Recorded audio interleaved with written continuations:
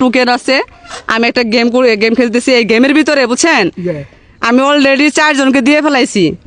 আপনাদের ভাগ্যে কে যায় না, 2টা গিফট এখনো আছে, দেখে আপনাদের ভাগ্যে কি আছে। ঠিক আছে, 2 জনে 2টা তুলবেন। এখন হচ্ছে প্রথম আপনি তুলেন, বিসমিল্লাহ বলে একটা তুলেন, দেখি কি আছে কার ভাগ্যে।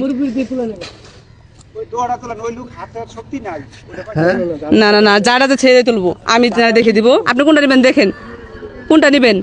এটা নেবেন আপনি, তাহলে এটা হাতে রাখেন, আমি আপনি রাখেন। আপনারা প্রথম দেখি